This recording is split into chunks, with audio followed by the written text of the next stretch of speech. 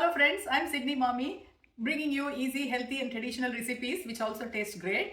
Today I'm going to show you how to cook this medicinal and nutritious side dish which we in Tamil we call as Milagu Kuzhambu, and it is usually served with rice and papadam on the side. This dish has got enormous medicinal effects on the body. For example, it helps with the digestion, it helps clearing your blood, any impurities, and also it helps lactating mothers produce more milk. And if you're, as I said, if you're going to have some kind of a seasonal cold or flu-like symptoms, you should have this with a plate of steaming rice, and you will definitely feel better. So I'll show you all the ingredients first.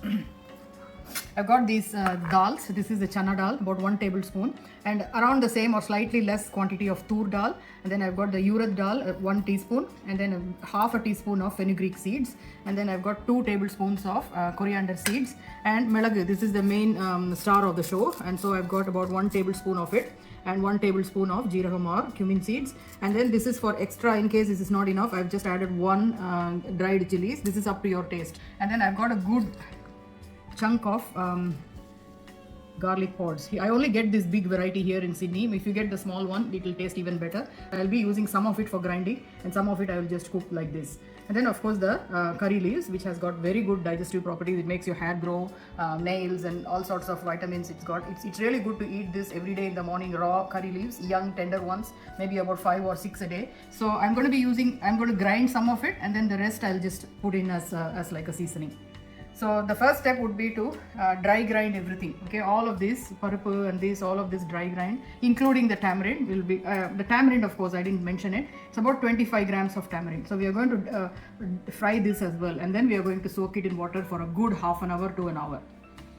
So I have a pan that is roasted, and I'm going to add some little bit of oil, and then we'll start off with the heavy ingredients, which are the dals.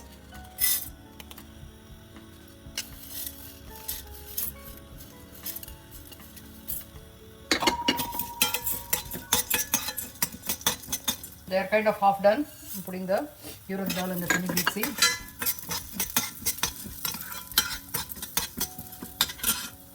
And then the pepper.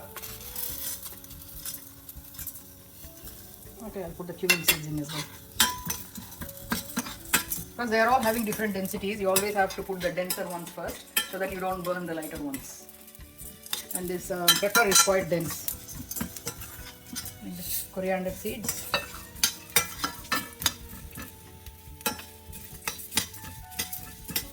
The 1 chili that I forgot to put in.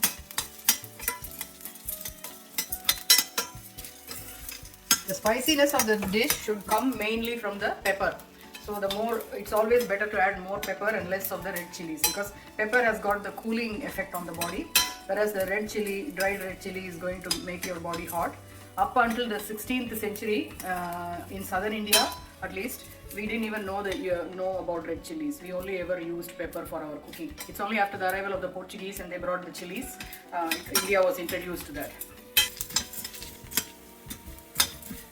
So I've turned off the stove now, so they're all well done. And for the tamarind, just the heat on the pan is enough. I'm going to take these and put it in a container, and after they have cooled down, I'll be adding water to soak them. So the dry roasted ingredients have been soaking for about 40 minutes now, and now I've added some of the curry leaves and a few of the garlic pods, and I'm going to grind this to a smooth paste.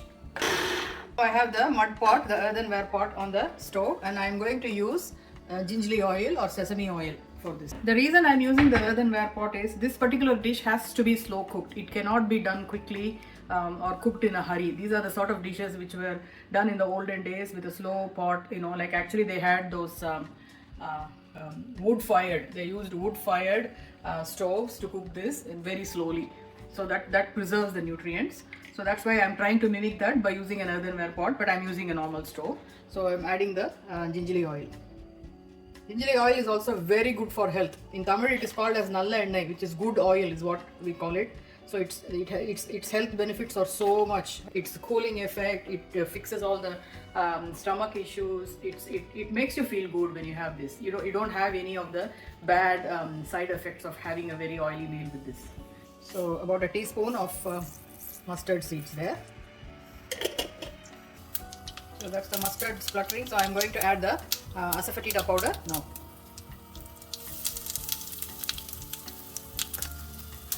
Let's add the garlic.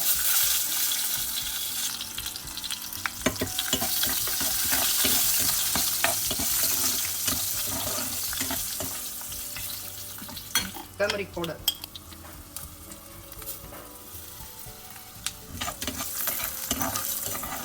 Don't have to wait for too long after this, because the garlic will cook when the rest of the mixture when I add it, and I'm going to cook them all together anyway. So see how thick it is now. We are going to add water, but this is how they say to grind it.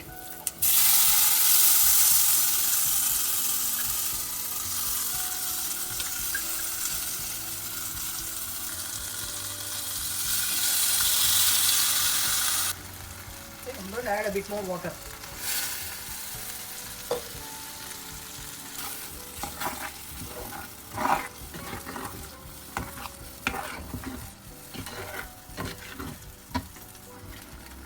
Adding the salt needed for the dish.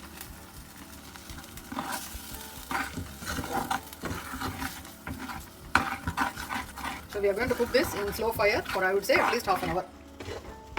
My mother used to use this. It is called a kalchetti, or it is made out of stone, and it's been seasoned very well because we have used it many times. So this is also a good option for cooking this, but because it's a bit more quantity and I can't fit into this, I'm using the earthenware. So they are both good options. This is actually my mom's, and it's at least 50 years old, or even more perhaps. These are all the traditional utensils that we used back before the advent of stainless steel. So either brass or bronze or this earthenware pot or this stoneware is what we cooked our meals in. These all have health benefits because they cook slowly and they don't interfere with the nutrients of what you're cooking. So we just leave it like this, keep mixing. You don't have to stand next to it the whole time. You can just keep coming and monitoring it every 2 or 3 minutes. And then if you feel in this case I'm still smelling the raw garlic, so the garlic is not obviously cooked, so I'm going to leave it for longer. Even otherwise you would leave it for a bit more longer for all the flavors to mingle and marry each other. Those days they used to cook it until the oil actually separates and you can see the oil on top. But that may not happen for me because I have not used that much oil. Mostly they made this when someone had given birth, and the newly lactating mothers, this is very good for them. Because of the garlic, it helps in the milk production for the mother, and this whole thing cools down their body after giving birth. India's climate, all the food that you cook gets bad within a day. So maybe to avoid that, they cooked it with less water so that they can keep it for 2 or 3 days at least, because it does take a long time to cook. But living here, I don't think I have that problem. So I can actually add a bit more water and also serve it a bit more watery. So if you can see this now, color has changed completely, and I can actually see the film of oil on top as well. So it is done. So I'm just going to put some curry leaves on top just for decoration. Even after turning off the stove, it's going to keep boiling because the pot is going to retain some heat. I turned it off. So the dish is now ready to assemble for serving. So I got a plate with rice, and this is the microwave papadums or appalam with no oil. I've just put it in the microwave and fried it.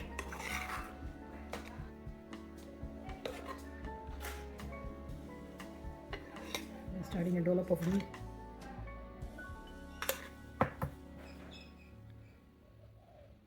As I said before, this dish has got many health benefits. So if you like these dishes that I make, please do subscribe to my channel and support my efforts. Thank you.